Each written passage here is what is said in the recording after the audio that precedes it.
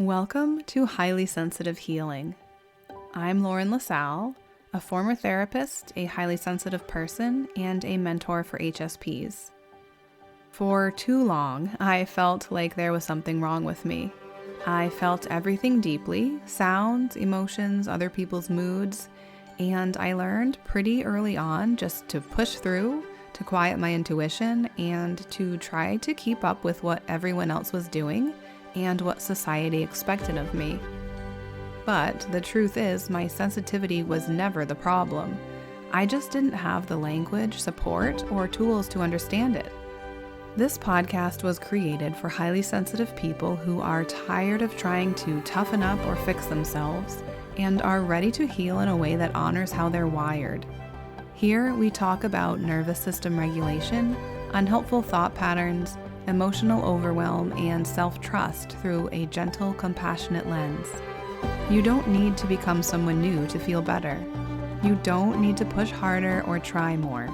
You get to learn how to care for yourself in ways that actually work for you. If you've ever felt overwhelmed, misunderstood, or like you were carrying too much, this space is for you.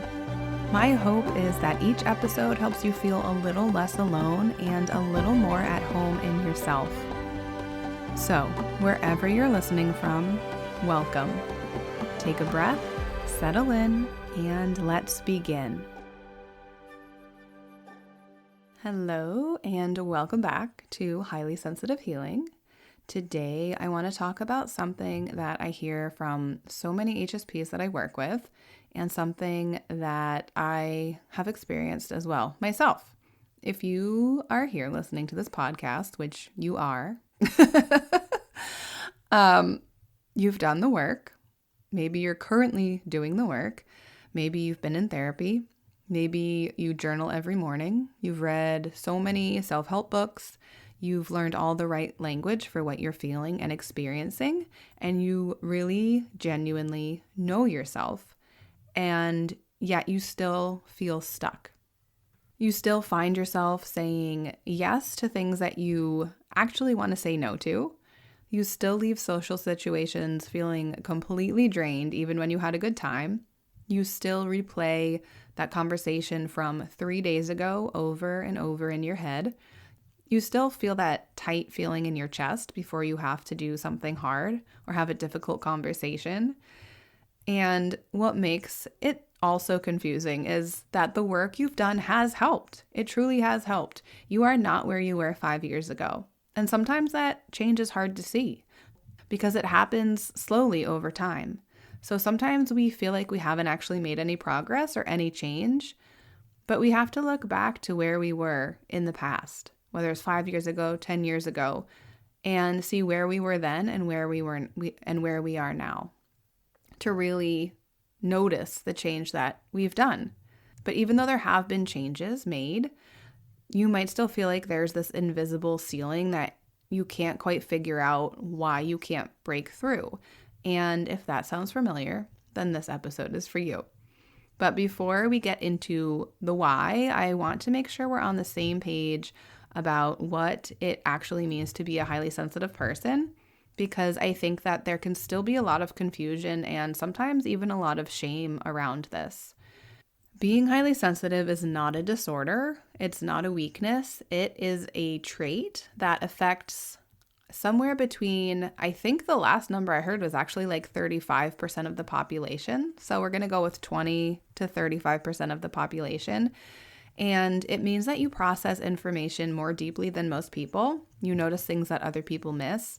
You feel things at full volume, and that can show up in really specific ways. Like you probably rehearse difficult conversations for days maybe before you have them. You can walk into a room and immediately pick up on the energy, whether something is off or whether someone is upset before anybody even says a word. You might leave interactions feeling things that aren't even yours. Like if you're at a restaurant and somebody snaps at the waiter, you might carry that home with you even though you were not a part of that interaction. You just witnessed it. You feel criticism more deeply. You feel beauty more deeply. You feel everything more deeply. And for a long time, maybe even your whole life, you have been told that this is a problem, that you're too sensitive, that you overthink everything, that you are too dramatic, and that you just need to let it go. But what I want you to hear right now is that nothing is wrong with you.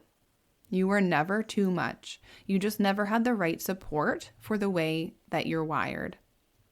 And I have been there myself. I spent so much of my life feeling like I had something wrong with me, that I was the problem.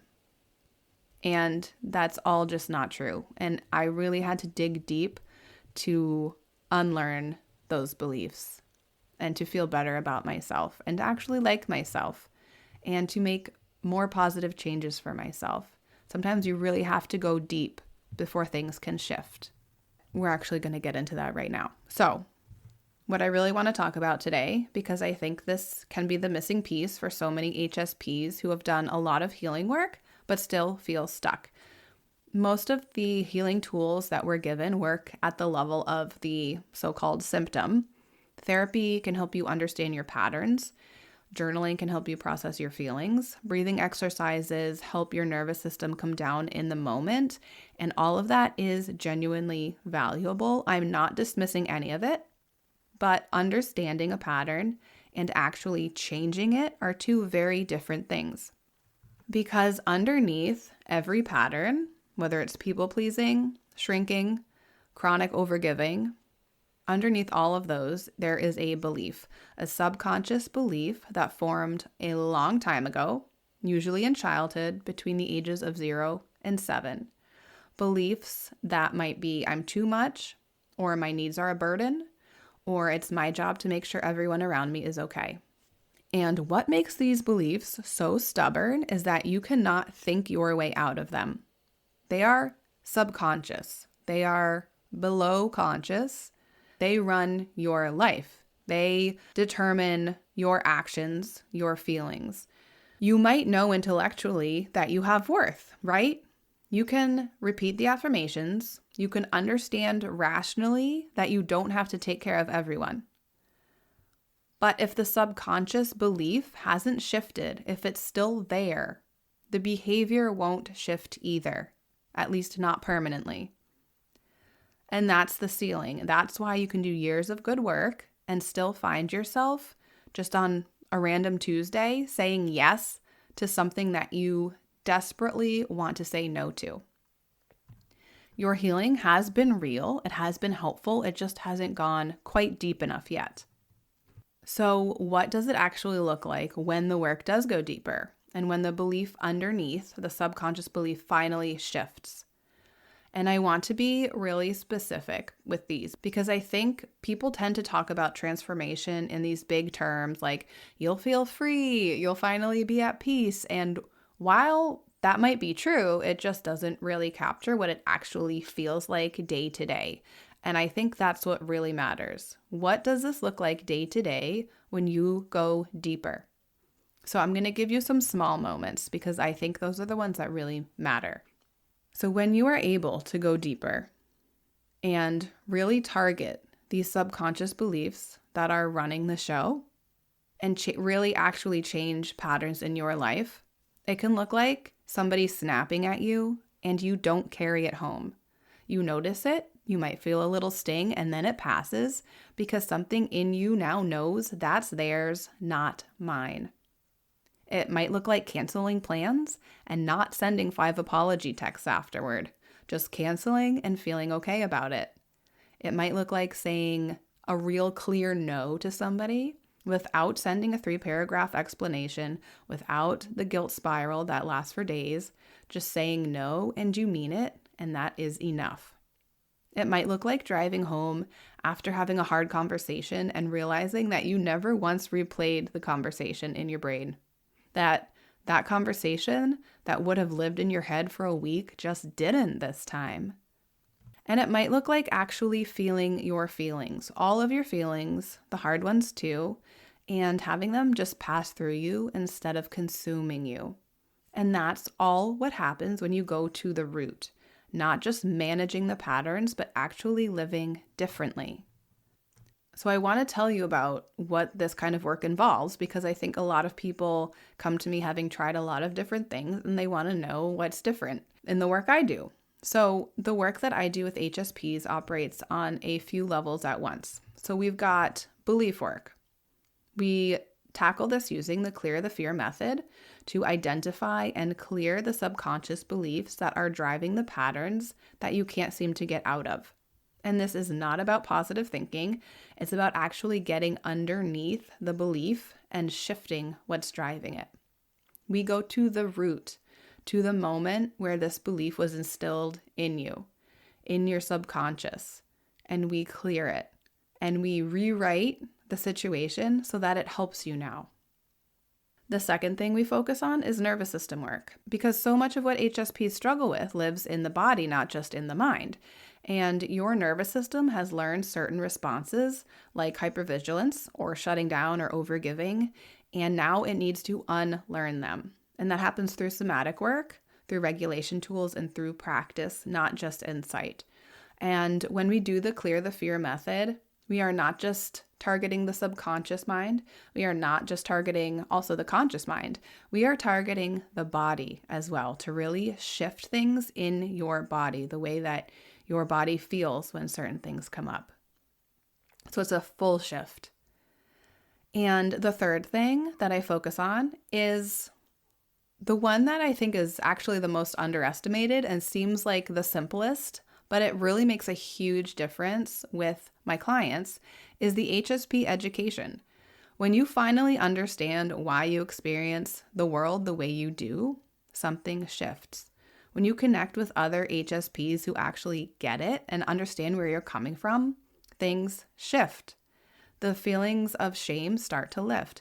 You stop fighting your sensitivity and you start working with it. And you start to see it not as a problem, but as the gift that it actually is when it is supported. And then there's also the relational piece, learning to set boundaries that feel like self-respect instead of selfishness, learning to communicate your needs, learning to stop outsourcing your self-worth to other people's reactions. And none of this happens overnight, but it is real and it is lasting. And the reason that I do this work is because I have been there too. And now I want to be there for you, to support you in the ways that you need to get you to the place in your life that you want to be, to feel the way that you want to feel about yourself, the way that you want to be in your relationships, all of it. And to close this episode, I just want to say that you have done so much work, and the fact that you're here, that you're curious, and that you keep showing up for yourself, even when it feels like you're not making progress, that says everything about who you are. And you don't need more information. You don't need to try harder. You need someone to go deeper with you to the place where the pattern actually lives. And when you get there, and when that belief finally shifts, you will feel the difference in your body before you even have words for it. And that's the work that I get to do. And it is the most meaningful thing I can imagine spending my time on besides being a mom. And if you've been in my world for a while, you know how much I love being a mom.